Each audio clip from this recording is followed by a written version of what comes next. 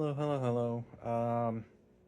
Again, sorry, not another really creative one, but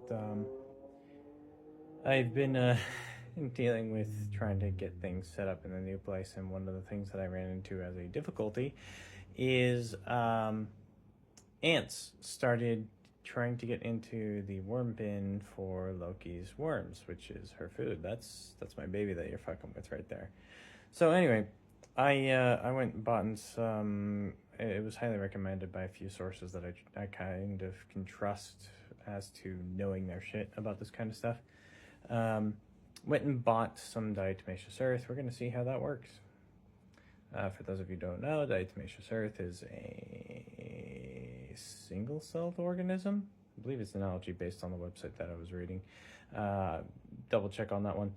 But I was using it to spread into the area that I'm keeping the worms. The idea is once everything's settled, I'll be able to set the worm bin in there, and then the ants won't be able to get in.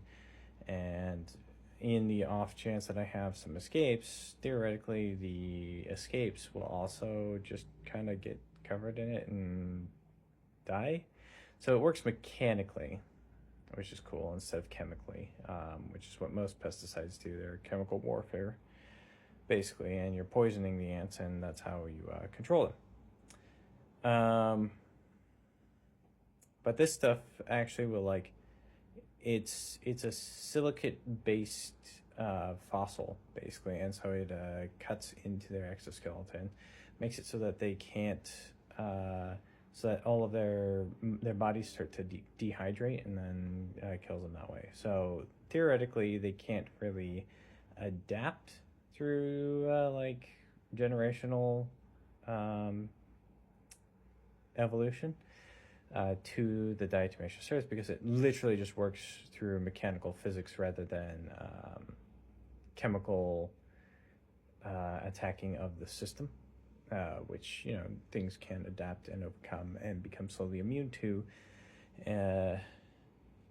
the poisons that you're using, which is why a lot of pesticides that we used to use don't get used anymore, because they just literally stopped working. So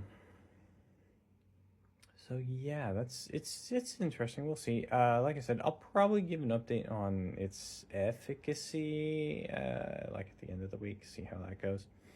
And then who knows, maybe at some point I'll actually show off my setups for some of the stuff that I do, just see if people want to learn how to do their own stuff for taking care of mealworms or taking care of a reptile or stuff like that. I don't claim to be an expert on any of that, but this is stuff that has worked for me and has worked for a long time.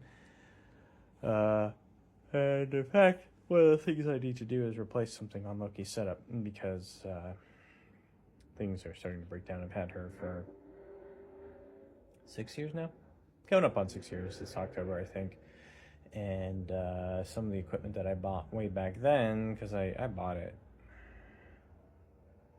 maybe a couple months after her. I originally used the tank she originally came in, and then stopped using it because it just felt too cramped.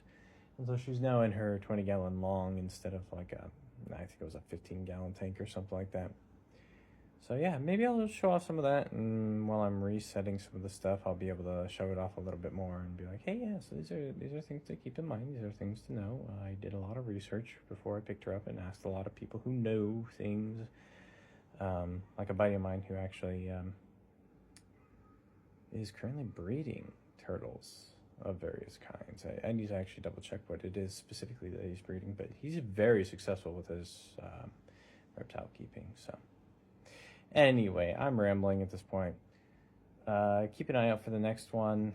I'm hoping to start doing some more of the entertaining side of things again, because I want to have fun with this. I don't want it to just be like a daily vlog, even if occasionally it might be that. I'm fine with that. So keep an eye out. I'll be coming up with some ideas and some things and working some stuff out. Things like that. Be excellent to each other. Be excellent to yourselves. And I will see you around.